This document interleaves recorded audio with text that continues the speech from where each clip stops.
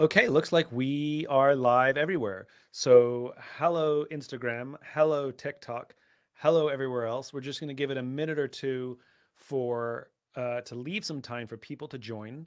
But thanks very much. Looking forward to taking live questions about the infinite mindset, how to live an infinite mindset. I'm here with my colleague Devin. Hi, Devin. Hello. And she's going to feed me questions that are coming in from you.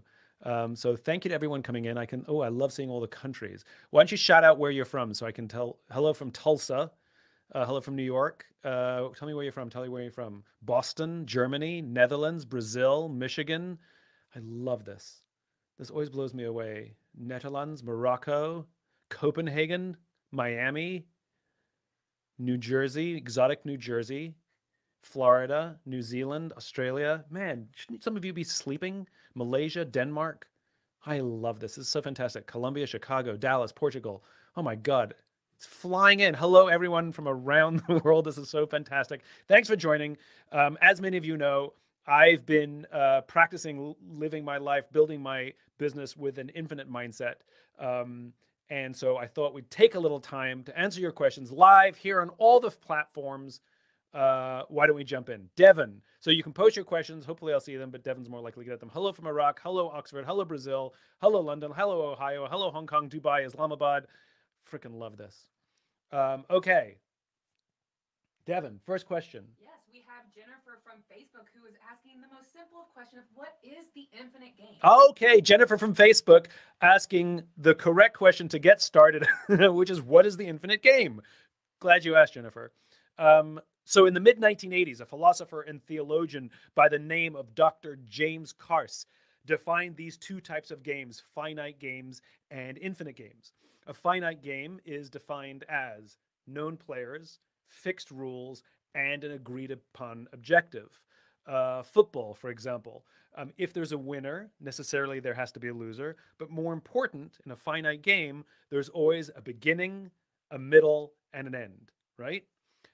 Then you have infinite games. Infinite games are defined as known and unknown players, which means you don't necessarily know who all the players are, and any player can join the game whenever they want. The rules are changeable, which means every player can play however they want. And the objective is to perpetuate the game, to stay in the game as long as possible. Turns out we are players in infinite games every day of our lives, whether we know it or not. For example, you will never be number one in your marriage. You can be number two, but you can't be number one. There's no such thing as winning education. You can come in first for the finite amount of time we're at school, where we agree upon the time frames and the metrics, but nobody wins learning or wins education. There's no such thing as the winner of careers, and there's definitely no such thing as winning business. Um, but if we listen to the language of so many leaders, it becomes abundantly clear that they don't know the game they're playing in. They talk about being number one, being the best, or beating their competition. Based on what? Upon what agreed upon metrics, timeframes, and objectives. And this is a problem because when we play with a finite mindset in an infinite game, when we play to win in a game that has no finish line, there are some very predictable and consistent outcomes. The big ones being the decline of trust, the decline of cooperation, and the decline of innovation. If a company goes bankrupt, the other companies don't win anything. They have to just keep playing. And new companies can start and join at any time. These are infinite games. And if you look, a lot of the challenges that we're facing in our world, both in business and in politics, are because too many of our leaders are playing with the wrong mindset for the game that they are in. Thanks for asking, Jennifer. That's the finite game and the infinite game. And I've been practicing living my life and building my business with an infinite mindset. Okay, Devin, next question. Yeah, absolutely. So this is from Racia on Instagram, and she was wondering, what would you say to kids to keep them focused on living a life with no finish line? Oh, I love this one. From Finland, was it? No, from Instagram. Oh, from Instagram. Sorry. Instagram, Finland, same thing. Um, she asked, what do you do to teach kids about the infinite game? To teach kids? Okay, so there's a great story that really captures what it means to live in with an infinite mindset. It's a Chinese story. It's told many different ways. This is the way that I know it. There's a young man born with a remarkable natural ability for horse riding. And everyone in the village says, "You're so lucky." And the monk says, "We'll see." And then one day he has an accident and falls off his horse and breaks his leg and ends his career. And everyone in the village says, "You're so unlucky." And the monk says, "We'll see." And then war breaks out, and all the young men are sent into battle, but he can't go because of his busted leg. And everyone in the village says, "You're so lucky." And the monk says, "We'll see." And the point is, good news, bad news, who knows? The point is that life continues, and everything bad that happens to us will end, and everything good that happens to us will end. As Maya Angelou said, every storm eventually runs out of rain. And so the point is everything is temporary. So we can't get too high and mighty about our successes. That keeps us humble. But also everything bad that happens to us will pass, and sometimes prove to be great lessons. I can tell you some of the greatest struggles I've had in my life. I never want to repeat them, but I'm glad they happened. And this is why I think learning to sit in discomfort is actually a really important thing. But teaching kids about that little Chinese proverb, I think, is really, really, really helpful. Okay, who else do we have? So we have a from YouTube, Nintendo's.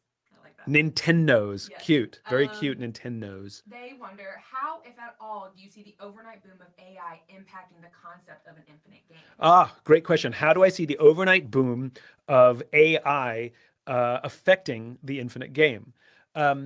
So, so if we're using, it depends how we're using it, right? Which is, I think, very often when machine learning comes into something, actually, let's think this through. This one's a hard one. That's a good question. It's called Stump Simon. The question is, does it have an impact at all? Maybe that's where I'm going. Like, I'm trying to think. So AI, if AI is used for constant improvement, so if we plug it into a system so that it's constantly finding errors and mistakes that we can constantly improve something and never feel that the work is done, then I really like it. And I think AI is valuable. When we use AI to try to win, to figure out formulas, even though there's no such thing as winning, then I think it only exaggerates all the ills of a finite mindset. So I guess the answer is it depends. It's kind of like money, which is like, is money good or bad? Well, it depends how you use it. It depends what you're doing with it.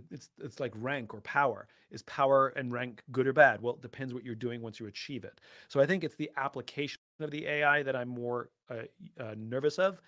And I think it's important that we know about these two different games so that we apply it in the right way. So, for example, if you look at politics, um, of which is an election is clearly a finite game. There's a winner, there's a loser, there's a beginning, middle, and end, and we agree upon what the metrics are. But once somebody is elected to office, they have to change their mindset into an infinite mindset to be one of governance. And the problem is when politicians are constantly playing to win after they've already been elected, because they're as if they're in the next election already, and that's where we get poor governance, which is they think they're running for election and they're not, at least not yet. So yeah, that's a good question about the AI. I like that one. All right. The next one is from Sandra on Instagram. She asked, "What other companies have you noticed that have an infinite mindset since your book was published?" So the question was, what other companies have I noticed are playing with an infinite mindset since the book was published? Some companies have actually been pretty public about this.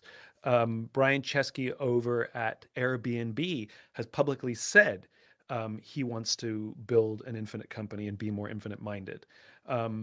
So I love that. I've had conversations with some folks at Nike who said that they're trying to be more infinite minded. Walmart is trying to be more infinite minded. I think what's happening is a lot of leaders that are coming in are recognizing that some of those leaders that came before them were so excessively finite minded that they've actually done damage to the companies that they now lead, and they have to change their mindsets to actually put their companies back on a longer path. But I'm very proud that little idea that Dr. Kars originated and that I've been able to build upon. It's really finding its momentum. It's becoming more and more of a thing. which is great because I believe in it. Very, very few ideas are truths. They're usually opinions or points of view. But what Dr. Kars articulated truly is a truth. And it's my honor to build on what he started. So yes, there are more companies that seem to be embracing. There's no such thing as perfect. It's a constant struggle every day, but it is a mindset. So, for example, one of the things is to stop viewing the competitors as competitors to be beaten and start viewing them as rivals to be compared to. In other words, there are other people who do what you do. Sometimes they do what you do or some things better than you. What can you learn from them so that you can constantly improve? If you're trying to beat your competitors, let me give it another way. So I was watching the Olympics, right? I was watching the ice skating, and the person who won the gold medal fell in their routine. Well, how can you win a gold medal? How can you be considered the best ice skater in the world if you fell in your routine? I'll tell you, because the person who came silver fell twice. So they're not the best ice skater in the world. They're the best in that moment against those competitors. That's it. And very often we think of business like an event where we think we're the best because we ended the year where we have more profit or bigger market share. Except business is not an ice skating competition because it never ever ever ends. More important, in business, multiple companies who sell about the same product, about the same price, about the same quality can all be wildly successful simultaneously. There is no winner. So if you're trying to beat your competition in a game that has no end, and you get to pick the standards of what winning looks like, literally, you can choose the metrics. All of a sudden, that was funny. Then it doesn't go well. So yes, more companies are embracing that thinking, which I really, really love. Scott S. from Facebook asked, how is the just cause different from company values? Should we have both? And if so, how do we best communicate each? Great question. What, Scott? Scott. Mm-hmm. Scott asks, how is a just cause different from company values? So company values, which should be immutable, are the mechanisms we use to help us manage our culture to advance our just cause. So a just cause is a vision of the future. A just cause is a vision of the future so just that we would be willing to sacrifice our interests in order to advance towards that cause. It is an ideal. We'll never actually get there.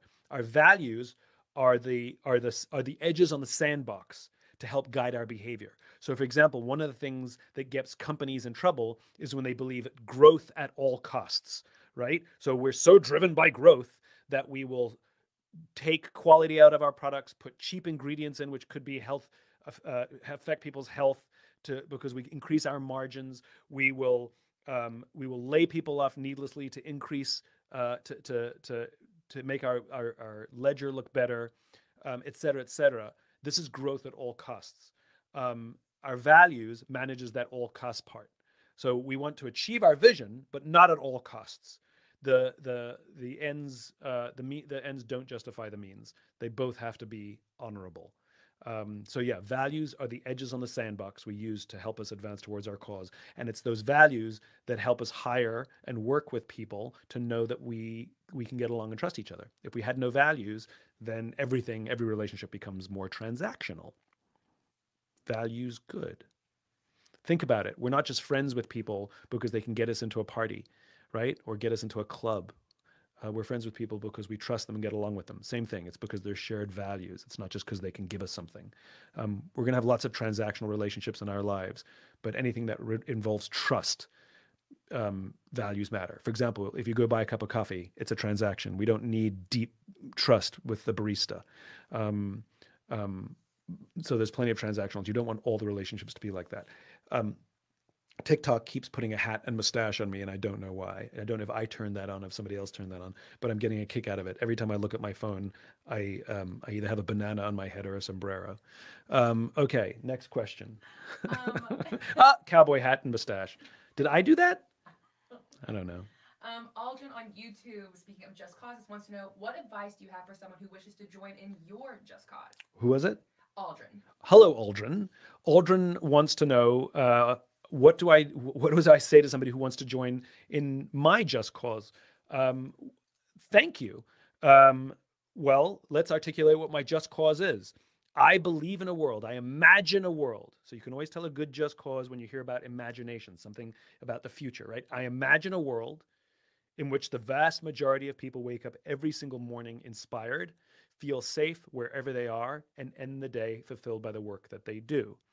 I am fully aware that for us to actually build that world, it's going to take an army of us. It's going to take millions of us because we have to undo some of the practices from the past and change the way we're building our companies, change the way in which we're leading our governments, change the way in which we're treating each other. And so the best thing you can do is be the leader you wish you had. The best thing you can do is embrace some of the ideas that I've talked about in Start With Why or Leaders Eat Last or The Infinite Game. In other words, we need practitioners. I recognize that I stand with my megaphone. I have my bully pulpit where I talk about what the future could look like. And I try and share as many of the ideas as possible that will help us get there. But it's just talk.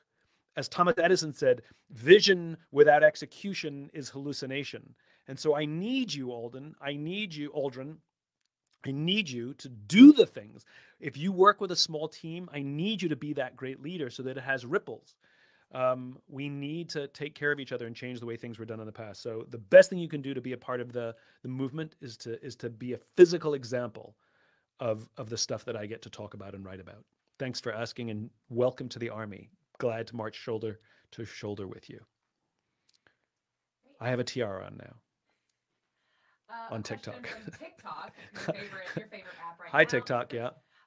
Someone would like to know, trying to convince family business to find ROI, but what can I do if they don't listen? I love this question. I get this question a lot. So I work for a family business. How do I convince my family business to know their why, but they won't listen?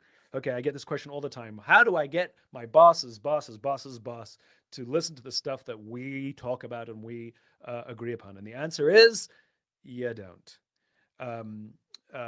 So the answer is you don't, unfortunately. We cannot control or influence people. Oh, sorry, what did I do there? I'm making a mistake here. Can you fix that? Hi, sorry, I'm making a mess over here. Hi, good to see you. Sorry. Anyway, what was I talking about? How do you influence people that you have no influence over? The answer is you don't. We can only take responsibility for ourselves. And so we have to be the leaders we wish we had. No number of anonymously sent books to our boss will change the way that they lead, unfortunately. What does change is that we become the examples. That and when we lead the way that we think leadership should happen, that we're the ones that put forward vision for our teams, what you find is that morale is higher, performance is higher, and any open-minded senior leaders will look down and say, what are you doing? And then we can tell them, but we've got the case first.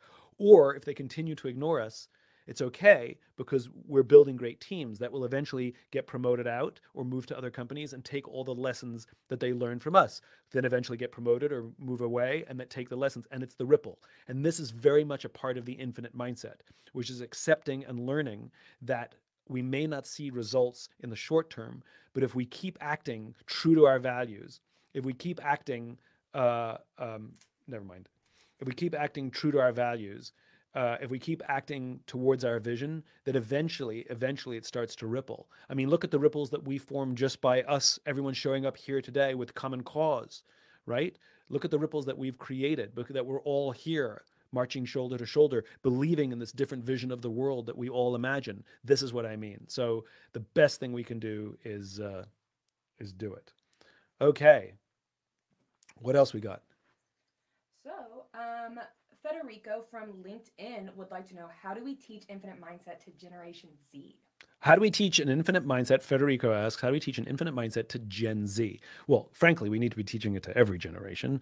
And frankly, it's some of the older generations.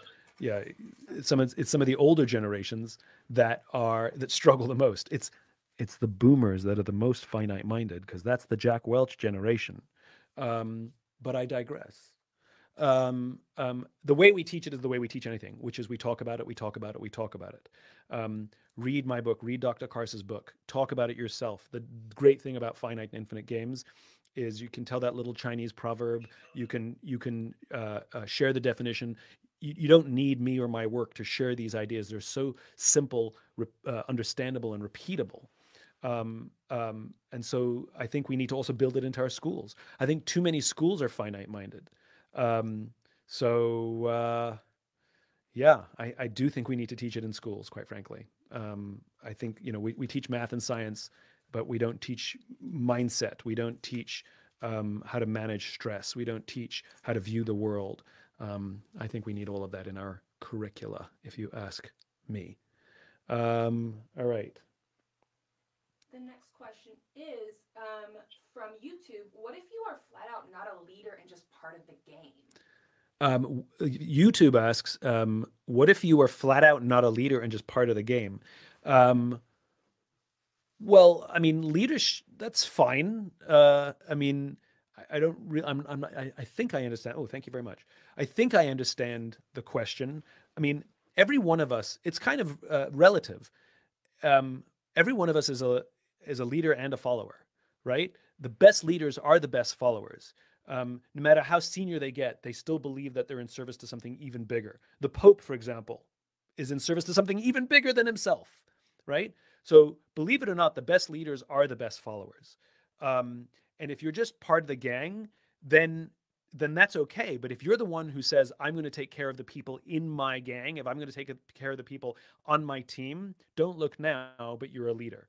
But if you truly um, don't want that responsibility, and you don't have to have it, leadership comes with sacrifice, then be a good follower, which means when the leader makes a decision, work hard to see that the leader's decision is successful. Work hard to see that your teammates have the resources they need. Work hard to be a good team member. I think good followership is something we need to talk more about, quite frankly. Good followership looks a lot like good leadership, which is care about the person to the left and care about to the person to the right. But we're not asking everybody to step up into rank or position. But you do have to be a good team member. You do have to be a good teammate. There's something really funny about human dynamics, and I learned this when I went out to the Marine Corps. I went out to Paris Island to see how they make Marines, and something really weird happens in the first 2 weeks of boot camp, which is the recruits that are really really strong, that are able to run faster, lift heavier weights, do everything themselves. They don't think they need the team organically ostracizes them. It's just a weird quirk of social animals, right? And the reason is because the team wants people on the team who will support the team. And if somebody thinks they're better than the team can't rely on them. The same thing happens for somebody who is weak and doesn't try hard and just keeps falling back or quitting. The team will ostracize them as well, because they have to learn that the team will take care of you, but you've got to do your part. And then the Marine Corps starts putting their recruits in situations where you can't do everything by yourself. And so what starts to happen is those strong ones are taught humility and learn they have to help the team, and the weaker ones are taught gratitude and learn to push harder, and they're welcomed back into the team. And so the really interesting thing is, if you really choose to be just a part of the team and not actually work towards the team, weirdly you'll find that the team will organically push you to the sides to try and teach you a lesson, which is come be a part of the team. It's a weird human dynamic. I think it's all mammals do it, because we care about the group, and everybody knows that if you support the group, you live longer. Yeah. What else we got? Yes, Ruben from Instagram wants to know, how do we build trust with new and old players, especially when players are coming in and out of the game so frequently? Good question. Ruben from Instagram Yes. asks, how do you build trust with new players who are, because as we know, people are constantly coming in and out of the game. Well, think of it like making friends, which is we're constantly meeting new people. We have our old friends with the deepest trust, but we have to be open to new people. It's okay to have a little distance. It's okay that you don't have to trust. You don't have to share all your deepest darkest secrets and let them in. But you want to make people feel welcome, and you want to give people the opportunity to be a part of the team. One of the big misconceptions about leadership and team building and all this stuff is that, and I hear leaders say this, bad leaders say, prove to me why I should trust you. No, no, that's not how it works, which is you have to give trust, and the leader has to earn it back. And so when somebody joins the team, we're the leaders, right? Because we're the familiar ones. So we have to give some degree of trust and earn their trust, not the other way around. We assume that they're a good person when they come in. So we have to take some risk for the new people, and allow them to prove that to allow us to prove to them that that we will take care of them. Their guard is going to be a lot higher than ours because they're not part of the team. They feel, individual and isolated. So, yeah. In other words, be nice. In that same vein, Paul from LinkedIn wants to know, how should I respond to leaders who have an infinite mindset demonstrated in their policies, but have rolled out increasingly finite measures of performance? Oh, I love this one. Paul from LinkedIn asks, how do we respond to leaders who talk a good game? They talk about the infinite game and the infinite mindset, but more and more of their metrics, their reward structures, the incentives are finite focused. In other words, short-term performance only. Well, then they don't really have an infinite mindset. That's the news flash. That's like companies that put, purpose statements on their websites, and every company seems to have a purpose statement on their website, but do they actually make decisions based on or advancing that purpose? And you'll see that the angel is in the details. And so if a leader talks a good game, but doesn't act a good game, then it's just talk. Then it's just marketing. Though no organization or leader is perfect, a true infinite mindset is a striving. They can at least say, we're trying to figure this out, or we're struggling to figure this out. We're open to ideas.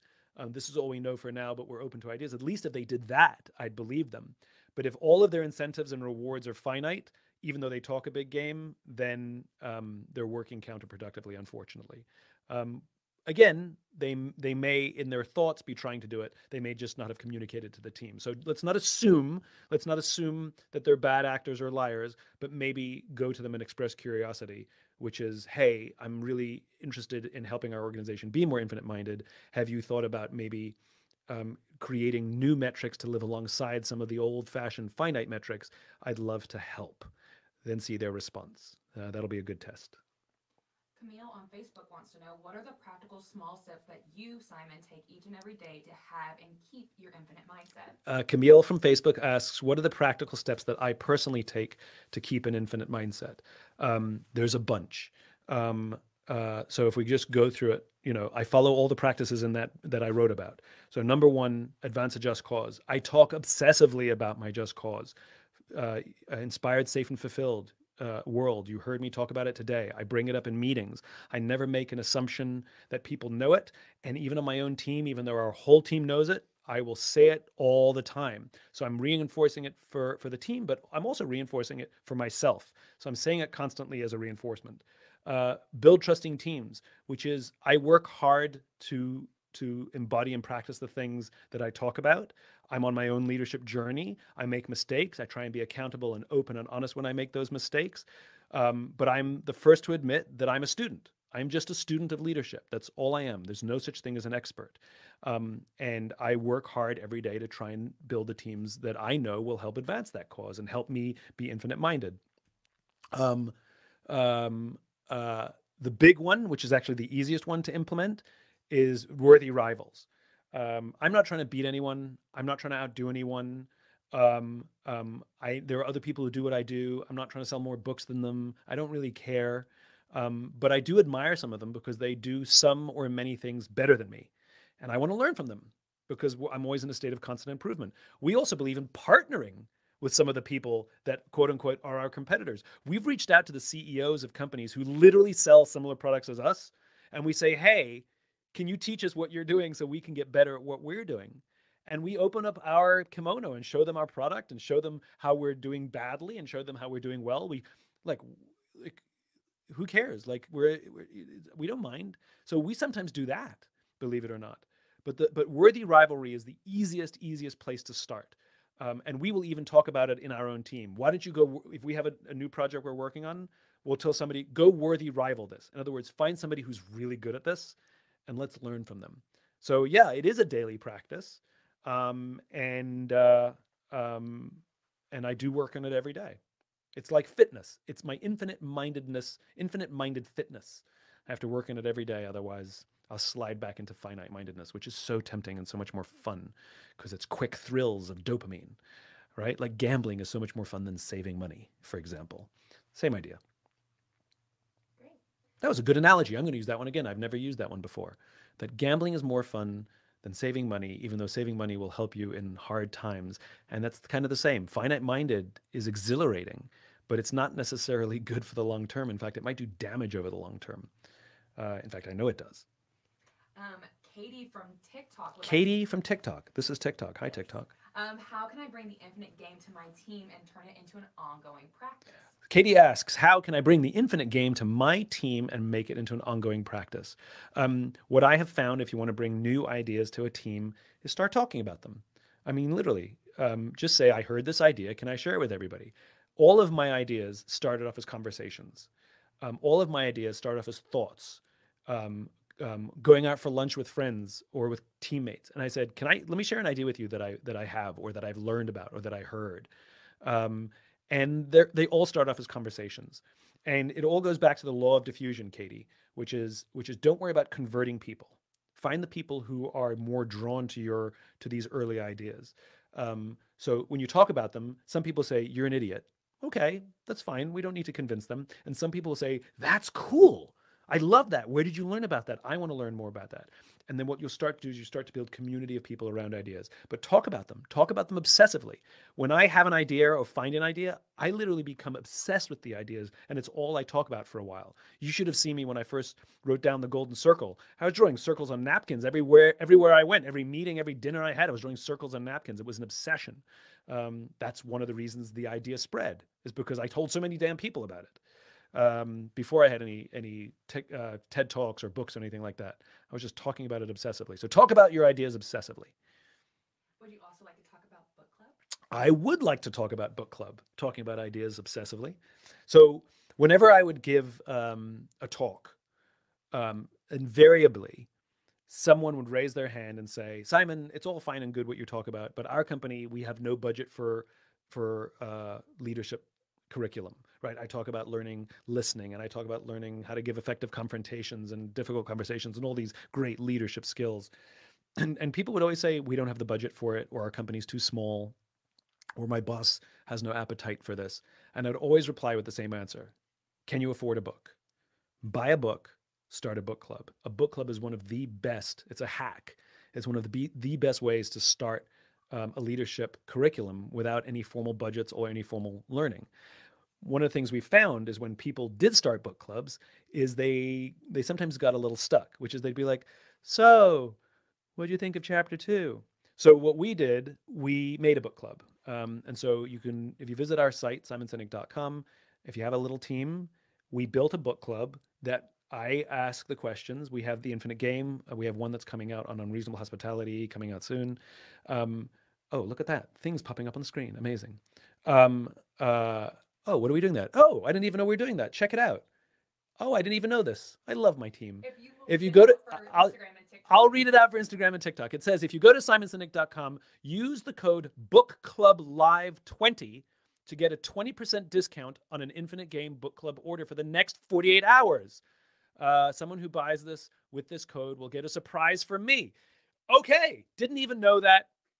That's awesome. I love that. It's going to be a surprise for me what the surprise for you is. I love it. So go to simonsinek.com, book club live 20 to get 20% discount. Okay, wonderful. Anyway, as I was saying, so we made these book clubs because they come with guided conversations, they come with guided questions, and we really offer a way for you to go deep and have really good conversations. So yeah, book club is a great way to start a leadership learning journey in your organization or with your friends. You can do all kinds of book clubs. I love that. Surprise! Surprise! The surprise is surprise. Okay, what else we got? Yes, Daniel M from YouTube would like to know: are the recent mass layoffs a result of finite thinking or long-term infinite-minded thought? Ah, so good. Daniel is asking, are the recent rounds of layoffs as a result of finite thinking or infinite thinking? And the answer is it depends. If the company is trying to just balance the books, finite thinking. But unfortunately, what we did see in some companies is they got a little too full of themselves during COVID, when some industries and some companies were thriving, and they started to believe that it was them.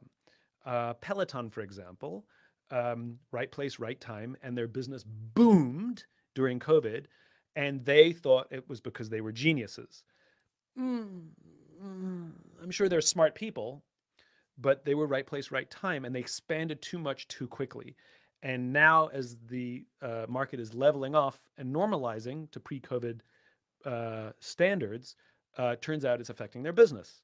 And so they unfortunately grew too much, and now they're having layoffs to correct that